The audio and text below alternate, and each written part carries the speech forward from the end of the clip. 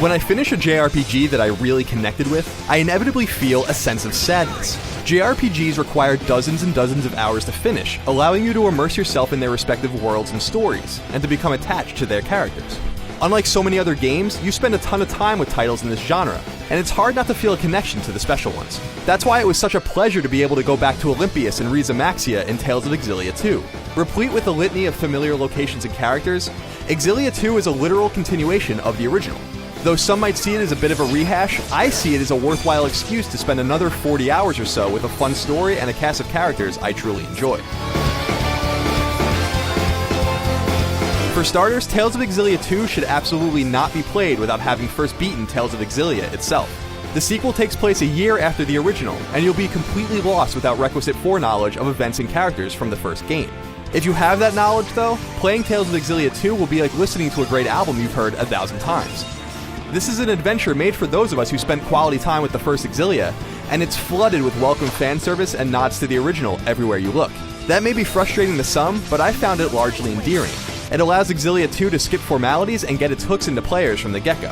What's different this time around is the plot, an interesting story woven around feats of interdimensional time travel. While the original cast returns, the primary protagonist is a young man named Luger Kresnik, who becomes the conduit through which you experience everyone else's story.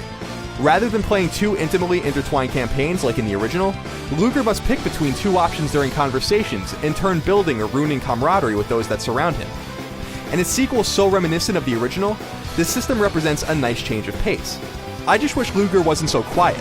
He's not literally the silent protagonist, but he's pretty damn close, and the design intent behind this seems unclear. For nearly 2 decades, Tales' combat and mechanics have set the series apart from its contemporaries, and Tales of Xillia 2 is certainly no different. Like other Tales games, it's heavily action-based, shying away from turn-based combat and embracing a fighting game light approach. As usual, magic attacks called arts are at the center of the fray, but there are twists in the formula, such as linking together with other characters during battle to execute special attacks. Fighting seems chaotic and frenetic at first, but it slowly begins to make sense, and one of the greatest things about combat in Xillia 2, like other Tales games, is how deeply customizable it is. Assisting with customization is a new character building system called the Allium Orb, which replaces the original's Ilium Orb. I'm not as crazy about this change because it replaces some of the truly deep customization from the original with something more akin to the Esper system from Final Fantasy VI. Devices slowly teach you spells and skills the more you fight with them equipped. It's a satisfying system in its own right, though it makes Xillia 2 a little micromanagey when added to the equipment, skills, and other things to monitor. 2 new additions I adore, however, both have to do with side quests. For more basic fetch and hunt quests, there's a contract system in place that lets you earn lots of money, something that'll be necessary to pay back the massive debt you incur at the beginning of your journey. On the other side are far longer, multi-chaptered, character-centric side quests you can undertake with all of your party members. These quests give players a reason to get to know each character while exploring all of Olympias and Riza Maxia outside of the main arc, giving Tales of Xillia 2 a feeling of real substance and depth.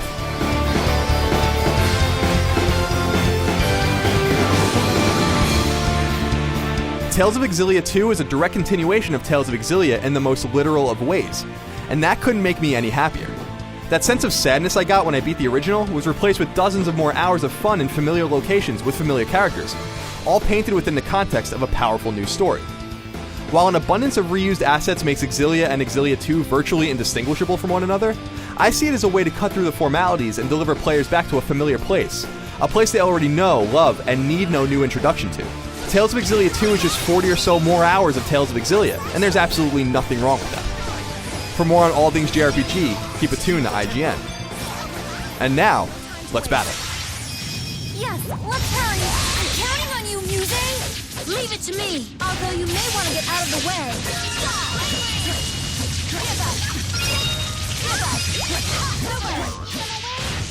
Through the dark abyss, ring charge!